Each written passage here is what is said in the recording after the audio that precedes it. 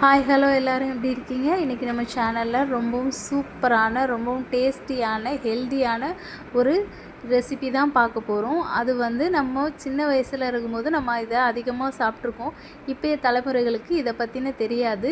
வாங்க நம்ம அதை எப்படி செய்கிறதுன்னு பார்க்கலாம். இது வந்து ரொம்பவும் ஹெல்த்தியானது. இதை செய்கிறதுக்கு 2 பொருள் போதும். நம்ம சட்டுன்னு இதை செஞ்சிடலாம். ஈவினிங் டைமில் பசங்க ஸ்கூல்லேருந்து வந்த பிறகு நம்ம இதை செய்யலாம். வாங்க நம்ம இப்போ இதை எப்படி செய்கிறதுன்னு பார்க்கலாம். இதுக்கு நான் 1 கப் உளுந்தை ஒரு பவுலில் போட்டு தண்ணி ஊற வச்சுருங்க.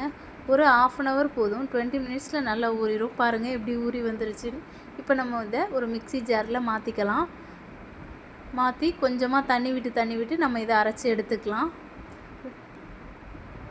பாருங்கள் எவ்வளோ சூப்பராக ப்ளஃபியாக வந்திருக்குன்னு.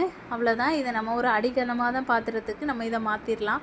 ஏன்னா உளுந்து வந்து நுரைவளம் கொண்டது. இது வந்து சீக்கிரமாக அடி பிடிக்கும். அதனால் பாத்திரம் வந்து அடிகனமான பாத்திரமாக சேர்த்துக்கோங்க. இதில் நம்ம இப்போது அந்த மிக்ஸி ஜார்லேயே நல்ல தண்ணி அதில் ஆட் பண்ணிக்கலாம். ஒரு 2 செம்பு அளவுக்கு நம்ம இதில் தண்ணி ஆட் பண்ணிடலாம். ஆட் பண்ணி நம்ம வந்து இதை கைவிட்டு மெதுவாக கிளறி விட்டு அந்த கட்டியாக இருக்கிறதெல்லாம் நல்லா உடச்சி விட்டுடலாம். ஏன்னா அது வந்து உளுந்து வந்து மிதக்கிற தன்மை கொண்டது. அதனால் அதில் கட்டியெல்லாம் நம்ம உடைச்சிட்டு நம்ம எடுத்து வச்சுருக்க வெல்லத்தை உங்களுக்கு இனிப்புக்கு ஏற்ற மாதிரி வெள்ளையுமையும் நாட்டு சர்க்கரையும் நீங்கள் சேர்த்துக்கலாம். 2 ஏலக்காய் சேர்த்துக்கோங்க. இப்போ நம்ம இதை அடுப்பில் வச்சு கிண்ட ஆரம்பிச்சிடலாம். இது வந்து நம்ம கிண்டிகிட்டே இருக்கும்போது இது வந்து திக்காக ஆரம்பிச்சிரும். அதனால் நம்ம கொஞ்சம் கைவிடாமல் கிண்டணும்.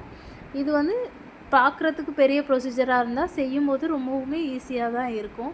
நீங்கள் இதை கைவிடாமல் கிண்டிகிட்டே இருங்க. பாருங்கள் திக்காயிட்டே வருது பாருங்கள். இந்த ஸ்டேஜில் நம்ம வந்து அது வந்து நல்லா லோ ஃப்ளேமில் வச்சுடுங்க. லோ ஃப்ளேமில் வச்சு நம்ம இதை கிண்ட ஆரம்பிச்சிடலாம். இப்போ நம்ம இதுக்காக ஒரு பாத்திரத்தில் கொஞ்சமாக நெய் விட்டுருங்க.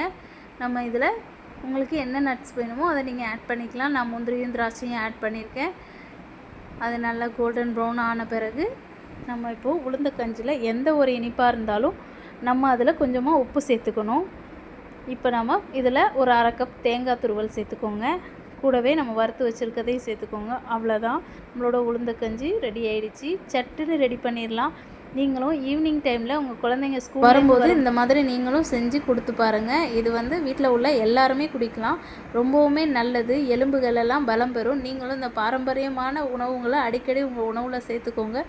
மறக்காமல் நம்மளோட சேனலுக்கு சப்ஸ்கிரைப் பண்ணுங்கள். நமக்கு சப்போர்ட் பண்ணுங்கள். தேங்க்யூ. பாய் பாய்.